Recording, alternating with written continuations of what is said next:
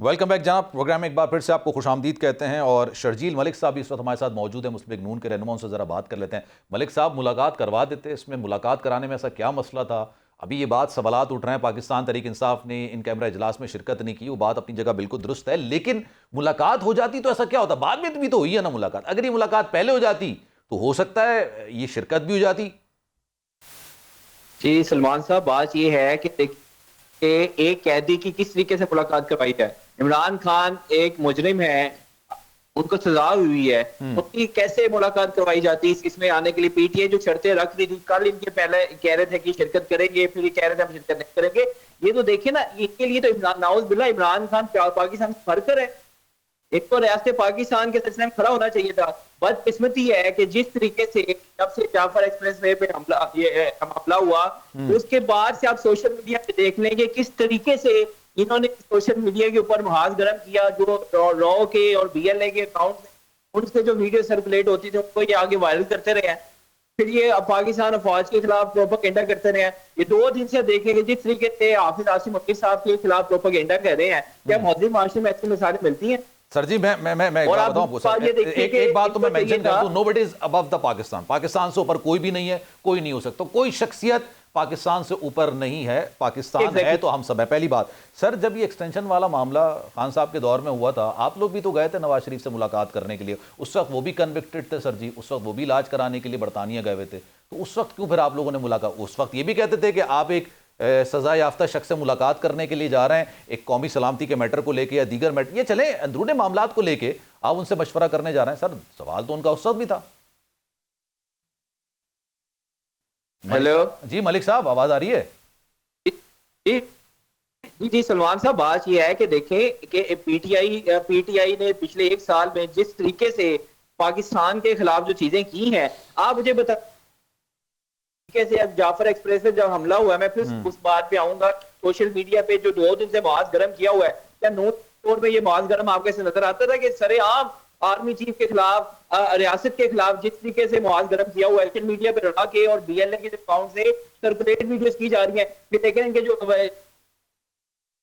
वो किस तरीके से अफगानिस्तान के हक में खुल खुल के बातें करते हैं, तालिबान के हक में खुल खुल के बातें करते हैं। और ये मुल्क में जो दहशत गर्दी आई है, ये बेसिकली इमरान खान साहब के दौर में जो पॉलिसीज बनी थी, जिसमें को ला ला के अफगानिस्तान से बचाया गया पाकिस्तान में। इनके अपने कैबिनेट के मिनिस्टर कहते थे कि जी भाई कि ये लोगों के साथ ना करें, कल को ये नुकसान हो जाएंगे। आज फैसल वावडा ने कई बार आगे नेगेटिव बात की है कि हम तो उस टाइम पे इमरान खान साहब को समझाते थे, लेकिन इमरान खान साहब और ही अपनी हवाओं में थे। तो देखें जी, ऐसे चीजें नहीं होती हैं। इनको चाहिए था जाफर एक्सप्रेसवे के बाद पाकिस्तान के साथ खड़े होते, अपने वजीर दाखिला मोहसिन नकवी के साथ खड़े होते। इन्होंने जिस तरीके से मोहसिन नकवी साहब की किरदार कुशी की है, आप देखें कि जितना क्या ऐसी किसी मुल्क में आपको मिसाल मिलती है कि जब पाकिस्तान अंडर अटैक है, हमारे इतने एक ट्रेन के ऊपर अटैक हुआ है, हमें वहां पे उस टाइम पे शो करना चाहिए था कि हम लोग एक हैं। लेकिन बदकिस्मती है, इन्होंने इस पे भी सियासत किया है और इस पे भी शर्तें रखी हैं। अगर ये आ जाते असेंबली में और अगर आप ये तासुर देते कि जी हम पाकिस्तान के साथ खड़े हुए हैं,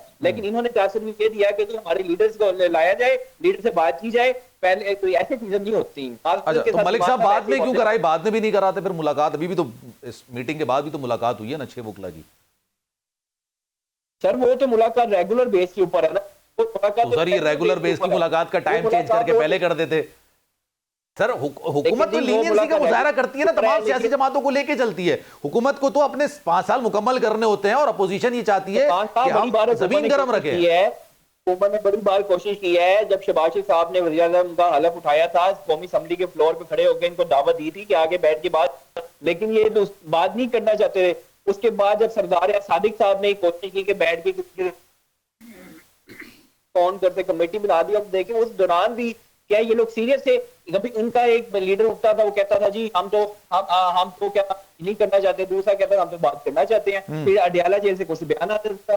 ये इन लोगों के आपस के अंदर ही इत्तेफाक नहीं है, इनके अंदर के आपस में इत्तेफाक ही नहीं है।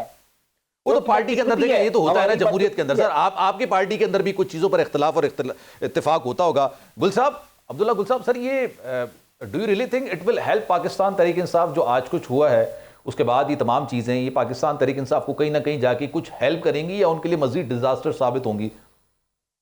मेरा ख्याल है कि तहरीक इंसाफ के हवाले से जो है वो मेरे ख्याल है ये बहुत उनके लिए मुश्किलात पैदा कर देगी, सिर्फ एडमिनिस्ट्रेटिवली नहीं बल्कि उनके लिए सियासी मुश्किलात पैदा होंगी। इसकी वजह यह है कि जब जाफर एक्सप्रेस का सानिया हुआ तो पूरी कौम जो है वो दहशत गर्दों के खिलाफ जो है एक सैलाब की तरह उमड़ आई और खड़ी हो गई अपने सिक्योरिटी फोर्सेस के साथ। Agreed. अब आप मुझे ये बताइए कि विल ऑफ द नेशन, मैं हैरान हूं इनकी सियासी बसीरत पे कि पूरी विल ऑफ द नेशन जो है वो दहशत गर्दी के खिलाफ है, वो फौज के हक में खड़ी है, और आप जो है वो यहाँ एक ऐसा अनपॉपुलर डिसीजन लेते हैं जिससे आज आपको जो है वो एक बैक स्टेप पे जाना पड़ रहा है।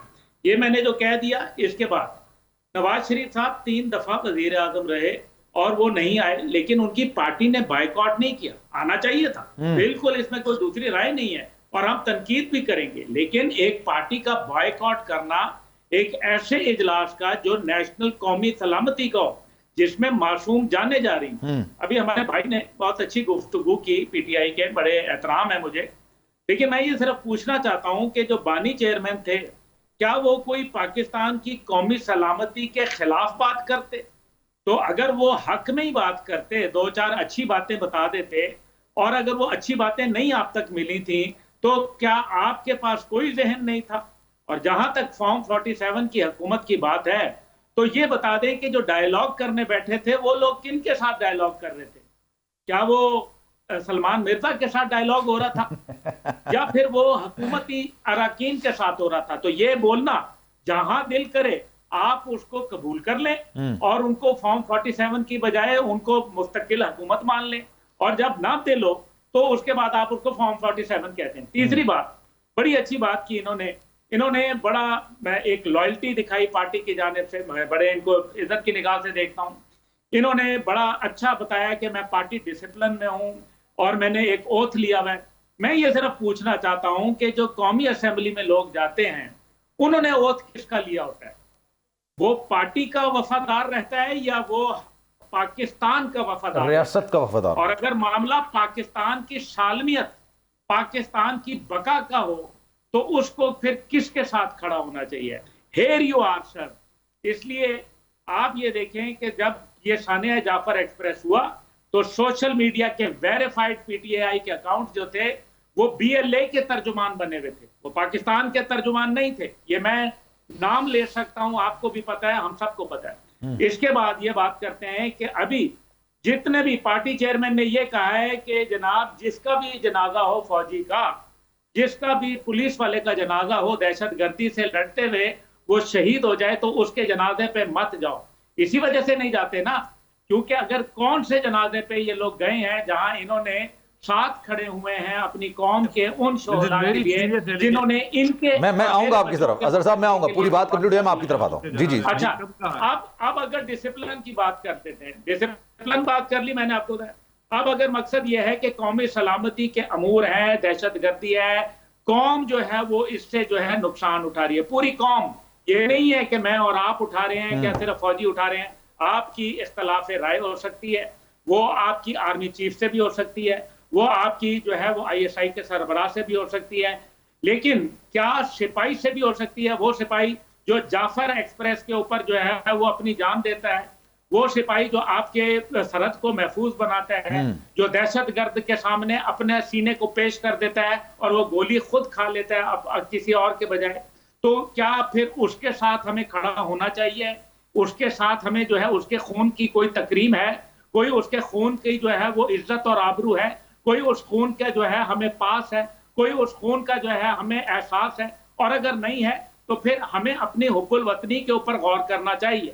हमें यह देखना चाहिए कि ये दहशतगर्दी की जंग जो है ये हमें भी खा जाएगी। खैबर पख्तूनख्वा को छोड़ दें, खैबर पख्तूनख्वा की अगर बात कर लें तो जो दहशतगर्दी के इन्होंने कहा कि हम दहशतगर्दी के खिलाफ हैं, तो हजरत मुझे यह बताएं कि जब पाड़ा चनार के अंदर, वहां कुर्रम के अंदर जो है वो खून की होली खेल रहे थे, तो इस टाइम पे आप यहाँ जो है वो सियासत की होली खेल रहे थे। जो आप यहाँ आके इस्लामाबाद के अंदर धरना बैठे थे, वहां क्या आपकी आईनी जिम्मेदारियां नहीं थी बतौर वजीर आला कि आप जो है वो अपनी सियासत को छोड़ के और वहां कुर्रम के ऊपर बैठते और जाके वहां लोगों के मसाइल हल करते। 125 लोग जो है वो वहां कत्ल हो गए बेदर्दी से, औरतें बच्चे बूढ़े जवान उनको बेदर्दी से ज़िबा कर दिया गया, लेकिन वहां ये लोग नहीं गए।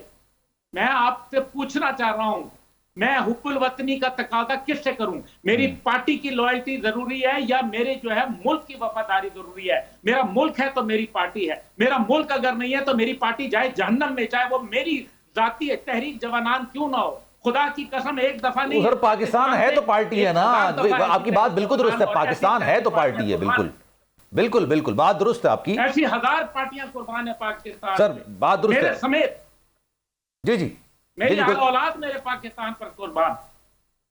बिल्कुल। और वो कहते नजर लगेगी आग तो आएंगे घर कई और जद में भी, यहां पर सिर्फ हमारा मकान थोड़ी है। सर अजहर साहब, ये बात बिल्कुल दुरुस्त है। It is very sad, it is very sad, this is no justification, कोई जस्टिफिकेशन नहीं है इसकी, कोई जस्टिफिकेशन नहीं है। यहाँ मासूम लोग, बिल्कुल सर, मेरे पास टाइम की कमी है सर, गुल साहब मैं जरा इनसे जवाब ले लेता हूं। रोजाना जो है वो गोलियां चल रही हैं, रोजाना जो है वारदातें हो रही हैं, पूरा पाकिस्तान गैर महफूज है। दहशतगर्द जो है वो दंदनाते फिर रहे हैं, गैर मुल्की एजेंसियां जो है वो लोगों को टारगेट किलिंग फिरती कर रही हैं, और हम यहाँ बाइकआउट करके फिर रहे हैं। कोई जस्टिफिकेशन नहीं है इसकी। प्लीज हैव अ हार्ट, बिल्कुल being a Pakistani, I request, आप लगा रही हैं, लगारी तो बड़े बहादुर और बड़े गैरतमंद और बड़े स्ट्रेट फॉरवर्ड लोग होते हैं। सलमान साहब ये पूछे दहशतगर्दी पाकिस्तान में कौन लेके आया? चले मैं अजहर साहब को जवाब देने का मौका देता हूं। अजहर साहब को जवाब कौन लेके आया? क्यों ला के लोगों को किसने बचाया? लाके आप लोगों की गवर्नमेंट ने लाके बचाया है। आप लोगों की आज पाकिस्तान को भुगतना पड़ा चीजों का। आप लोग अभी भी पाकिस्तान सीरियस नहीं है। सोशल मीडिया पे बैठ के जिस तरीके से प्रोपेगेंडा आप करते हैं पाकिस्तान के खिलाफ, क्या उसकी मिसालें मिलती हैं? जवाब तो ले लूं अजहर साहब से, करते हैं अपने मुल्क के वजीर आज़म का काम करते हैं। शर्जील साहब मैं जरा जवाब ले लूं, मेरे पास टाइम की कमी है, मुझे वाइंड अप भी करना है। अजहर साहब, सर मुझे लग रहा था कि मैं अपने साथी जो है ना पार्टिसिपेंट से बात नहीं कर रहा। मुझे ऐसा लग रहा था जैसे कि मैं किसी चीफ जस्टिस से बात कर रहा हूँ। उन्होंने फैसले वगैरह सब चीजें, हर चीज दाग दी अपने। जैसे मेरे एक भाई ने कहा कि बानी पीटीआई ने कहा है कि किसी के जनाजे पे ना जाओ, ये एब्सोल्यूट रबिश। कभी नहीं कहा उन्होंने, कभी नहीं कहा। अगर कोई सोशल, मैं आपको अभी नजम सेठी के प्रोग्राम का एक आपको रेफरेंस दे सकता हूँ जहाँ पे वो कह रहे हैं कि जी ये सोशल मीडिया के पेड वॉलंटियर्स नहीं, पेड लोग नहीं है। अब ये लोग जो है अब हजारों में, लाखों में या करोड़ों में, मुझे नहीं पता सर। अब इनको एक एक को कंट्रोल नहीं किया जा सकता। ठीक है, हमारी अपनी जो भी बात है वो हम अपनी सिर्फ बात कर सकते हैं। शर्जील मलिक साहब ने कुछ सवाल कहे कि जी मुलाकात कैसे कराते हैं, उनको आपने ही जवाब दे दिया। मुझे याद है वो सुबह सवेरे जो 7 बजे गेट खुला था, वो पता नहीं किस कानून के तहत मुलाकात हुई थी उनके खिलाफ। और सर मैंने आपके शो में पहले से ही एक मैंने कह दिया कि हम इसकी शदीद मजम्मत करते हैं। ठीक है, सिपाही हमारे जो अभी जितनी भी बातें हैं, अब्दुल्ला गुल साहब बहुत जज्बाती हैं, बहुत अपना पेट्रियट है। ऐसा जज्बाती होना चाहिए, हर पाकिस्तानी को होना चाहिए जज्बाती। बिल्कुल, मुझे सर बात करने दें। जी जी जी, करें वही बात है। वो जज्बाती इंसान है, पेट्रियट है, होना चाहिए। मुझे किसी से सर्टिफिकेट नहीं चाहिए, आपको किसी से सर्टिफिकेट नहीं चाहिए कि आप कितने पेट्रियट हैं। ठीक है सर, और हमें जो भी लगता है ना वो इंसान बोलता है। अब मेरा सिपाही जो है ना सर, वो शहीद होता है तो मुझे भी दुख होता है। उसके खानदान जितना तो शायद ना होगा, क्योंकि हम ये जो कहना कि किसी के खानदान का दुख आप महसूस कर सकते हैं, लेकिन वो गुजरता वही है जो उसका खानदान, जो उसके बच्चे यतीम होते हैं। कर लें, मुझे वाइंड अप करना है जरा साहब। लेकिन सर मैं अपने से अभी जितनी भी बातें गुल साहब ने की, ये दहशतगर्द दंदनाते फिर रहे हैं, ये हो रहा है, वो हो रहा है, सारा सर ये किसकी जिम्मेदारी है? किसकी जिम्मेदारी है कि ये दंदनाते ना फिरे, इनको पकड़ा जाए, इनके प्लान्स को होने से पहले पकड़ा जाए? किसकी जिम्मेदारी है सर? ये मेरी जिम्मेदारी है, सलमान मिर्जा साहब आपकी जिम्मेदारी है, अब्दुल्ला गुल साहब की जिम्मेदारी है। मैं नहीं चाहता कि पाकिस्तान की सरजमीन पर एक बूंद भी मेरे किसी सिपाही की या किसी आम शख्स की एक बूंद भी बहे। मैं नहीं चाहता सर, मैं उसके खिलाफ हूँ। अल्लाह करे कि वो दिन आए कि जब पाकिस्तान में मुकम्मल अमन हो। चले, लेकिन सर हमारी भी जिम्मेदारी है ना सर, आपकी भी जिम्मेदारी। मैं फिर आपसे भी कहूंगा, मुझे वाइंड अप करना है। दूसरे सर मुझे वाइंड अप करना है सर, मैं वाइंड अप करना है इंशाल्लाह। कल इस पर जरा डिटेल में बात करेंगे। अजहर लगारी साहब thank you so much, Sharjeel Malik साहब thank you so much for your time, Abdullah Gul साहब आपको भी बहुत शुक्रिया, थैंक यू सो मच। हमारे मेहमान हमारे साथ मौजूद थे। हम सबकी जिम्मेदारी है दहशतगर्दी के नासूर को ख़त्म करना, सिर्फ पाक फौज की नहीं, पाकिस्तान के अवाम की जिम्मेदारी है, हमारे पॉलिटिशियंस की जिम्मेदारी है, हर एक की जिम्मेदारी है कि दहशतगर्दी को जड़ से उखाड़ फेंका जाए। जनाब इंशाल्लाह कल आपसे फिर 8 बजे मुलाकात होगी। ख्याल रखिएगा अपना। अल्लाह हाफ़िज़।